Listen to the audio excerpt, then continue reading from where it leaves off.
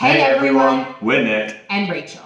If you're new here and haven't been following our adventures over the past year, you'll typically find us vlogging our travels around the world, but today's video is going to be a little bit different. As we travel to various countries around the world, we've noticed that a few things are a little bit different than what we're accustomed to back home in Canada and the UK.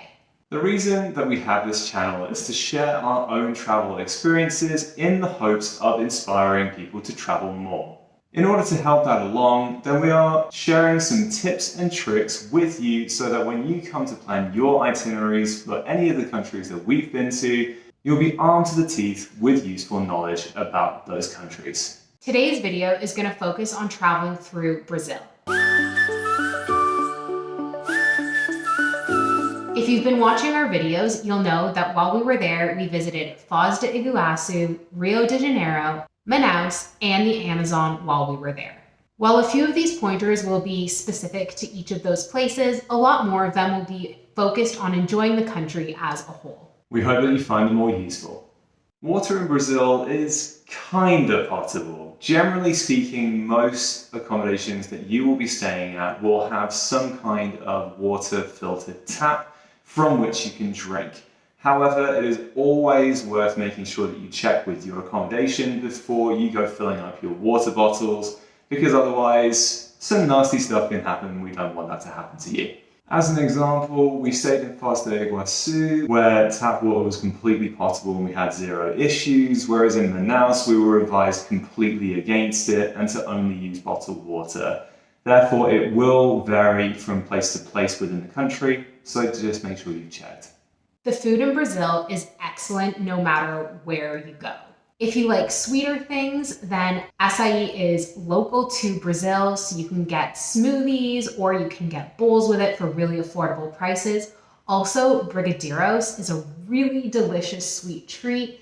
It is chocolate and I believe condensed milk rolled up into kind of a ball, kind of like a truffle. You can buy it on the street. You don't need to go anywhere too expensive for it, and it is really yummy. If you're looking to save money on eating out, then look out for kilo restaurants as they provide really good value. It's a really interesting concept. It's basically a humongous buffet that includes a ton of different dishes, including local dishes. So it's a really good way to try traditional food and a lot of traditional dishes at the same time for an affordable price.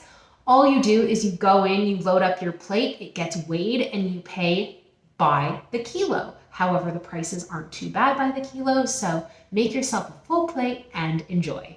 The currency here in Brazil is the real, which is thankfully very stable, which is a lovely break compared to some of its neighbours. And the great news is that withdrawing this is pretty straightforward from a number of ATMs in the city, as long as you look for a bank branch that accepts international withdrawals, then you should have zero issue getting your reals from a cash machine. The other great piece of news with regards to Brazil is that actually credit cards are very widely accepted no matter where you are in the country. However, it is still definitely a good idea just to keep some cash on you, because the likes of street vendors, walking tours, and also public transport outside of Rio will only accept cash, so definitely make sure that you have some reals on your person at all times.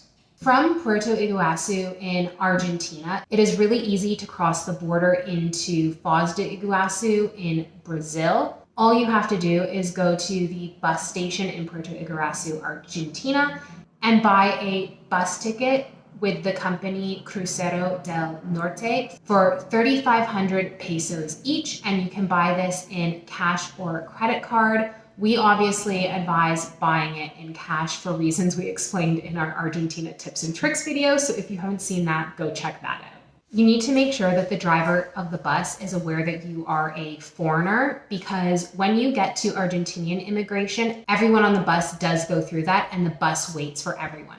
However, as a foreigner, you are the only person who needs to get out and get stamped into Brazil. So the bus has to stop for you there. However, it will not wait for you. It continues on. You are responsible for going through Brazilian immigration on your own.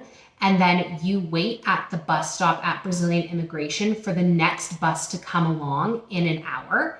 And that's all included on the same ticket. You don't need to buy anything else. They're really used to picking up foreigners who had to stop at the Brazilian border. The only issue with this is if you get the last bus out of Puerto Iguazu, Argentina, then there will be no next bus for you to get on at the end of the day because that's the last bus. So make sure that you do not take the last bus across the border. Otherwise, you'll be stuck there overnight. Once you have negotiated all of that and you are in Foz do Iguaçu though, if you do want to see the Brazilian side of the Iguazu Falls, which we definitely recommend you do, then actually getting there is really straightforward. From the bus terminal in Foz do Iguaçu, you just need to get onto bus line number 120, or alternatively, they do stop along a number of the main streets in the towns. So if your accommodation is anywhere near that, then you can always hop on there instead. Once you're on the bus, it'll take you right through to the park, and it's a flat rate fee of 5 reais per person per trip. And it is definitely worth bearing in mind that for this, you will need cash to get there. So make sure that you have some on you for that. Once you've arrived to the park, you're going to need to buy your tickets, and they cost 100 reais per person. You can buy them at self-service machines in either cash or credit card, and there are a number of staff members on hand to help you out just in case you get stuck. From there, you get on a bus within the park that's included in your ticket, and it will definitely take you to the main trails so you can see the falls. However, there are a few extra excursions you can do within the park for an additional cost. So if you have one of those booked, then you may need to get off at a different stop. Once it is time to leave Foz do Iguaçu, if you have a flight booked out of the airport, then the great news is that it's on exactly the same line as it is to get to the national park. So you're looking for bus line number 120, and because it's a flat rate fee, then it will still cost the same, so 5 reais per person per trip. When you arrive in Rio, if you're arriving at the main airport, which is the code GIG, then there are a number of public transportation options for you to get into the city. The combination of what public transportation you need to take depends entirely on where your accommodation is. However, the most popular route is to take the BRT bus, which will take you to one of the metro stations, and then you can hop on the metro to take you to whatever stop is closest to your accommodation. However, we do truly recommend using Google Maps to see what combination of bus, BRT, metro is most convenient to get you to where you need to go. Because as we mentioned, there's just an immense amount of public transportation, and you don't want to take an indirect route because we recommended it.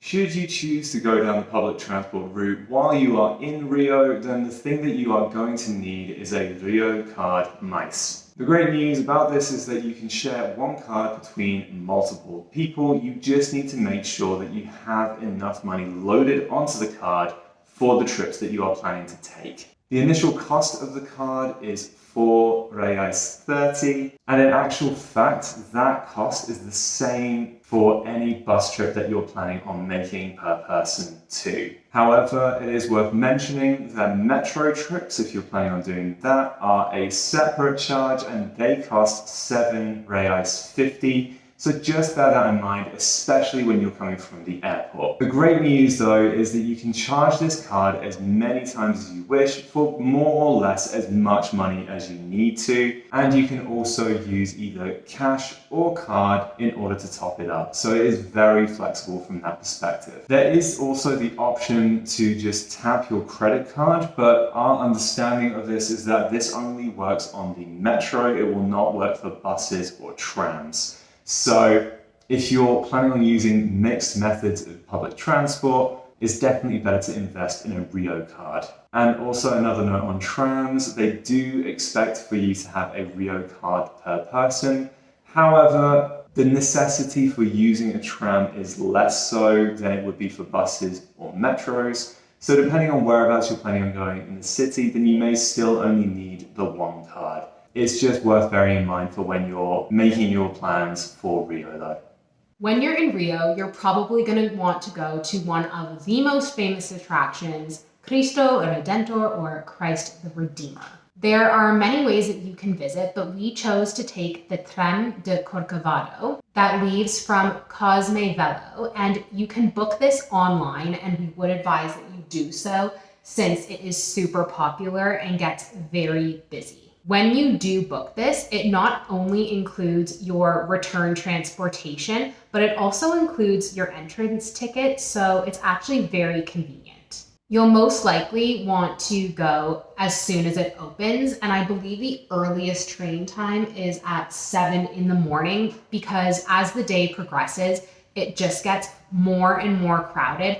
And if you want to take some good photos with fewer people in them, notice I didn't say no one in them because it's just always busy, then you will want to go earlier in the day as soon as it opens. The other way that you can get there is walking, but we had heard that there were a few security concerns with that option, which is why we decided to go the route that we did. But of course, how you do it is all up to you. The same thing applies for going up Sugarloaf Mountain. The option is definitely there to walk up both stages of getting to the mountain, but we had heard that there were some security concerns, so we opted to go for the other way to get up there. And that is the cable car. I mentioned that there are certain stages to getting to Sugarloaf, and for that there are two different cable cars. The first one will take you up to the midway point of Morro da Urca, and that actually has some really nice views in and of itself over the city of Rio. And it is also a good place to take really up close photos for Sugarloaf as well. So it is definitely worth hanging around there for at least a little bit so that you can soak in the views there before heading on to Sugarloaf if that's what you wish to do. But then from there you also have the option to then get the next cable car, which will then take you to the top of Sugarloaf, and there is a beautiful observation deck there with nearly 360 panoramic views, and it is an excellent place to enjoy the sunset. In terms of ticketing, then the typical package will be to do 4 different cable car trips, so going up and down on both cable cars. However, if you do choose to do the hiking part of this instead, then it can be scaled down accordingly. Another popular tourist attraction, although it's just a local neighborhood, is to do a tour of a favela. And to guarantee your safety, you definitely need to go with a guide. However, they're not that cheap to do. So you want to make sure that you go when the weather is nice, because when it rains, you really get the opportunity to see how vulnerable the favelas are to rain, because when it rains, they absolutely flood. And this is due to their location and how they're constructed. But because of all of that, if the weather is poor, it means that the whole tour can be absolutely washed out. And it's not like they're going to give you a refund for the tour. So try to go if you can when the weather is good so you get the best experience possible on your favela tour. Another major draw to visiting Brazil is the opportunity to visit the Amazon rainforest, and the main port of call to start your tour from is Manaus. It is worth mentioning though that while obviously you will be talking to tour operators in order to get the best deals, the best itineraries, and the most suitable experiences for you, some things can be changed last minute to do with your itinerary. So in our instance, for reasons beyond our control, there was actually a shortage of tour guides. So the itinerary that we were initially sent before we started our tour ended up getting changed last minute. So while we did the majority of the things we were expecting to do, the order in which we did them was completely flipped around. So therefore, if you are booking an Amazon tour, just be open to some flexibility in how things are going to go down. That all said though, then going into the Amazon is still a very cool experience, and actually is far more affordable than you would think it is. In our view, it is still definitely worth the money to go. Manaus Airport is a small international airport, and it can take a long time to get through, especially if you have an early morning flight like we did, because they just don't have much staff on hand at that time of day. It took us about an hour and 15 minutes to get through security and immigration, when normally at other airports, it has historically taken us maybe 20 minutes to get through. So if you're taking an international flight out of there, especially in the morning, and obviously that's all we can speak to, then just leave plenty of time. And that makes up our list for navigating through Brazil. We hope that each of these pointers has been helpful to you and that you can take this information forward. However, we do completely recognize that we are not a complete fountain of knowledge and that this list is not exhaustive. So therefore, if you have any further questions or you even have some recommendations of your own about this awesome country, then feel free to leave that in the description below. Until next time though, take care. And keep smiling.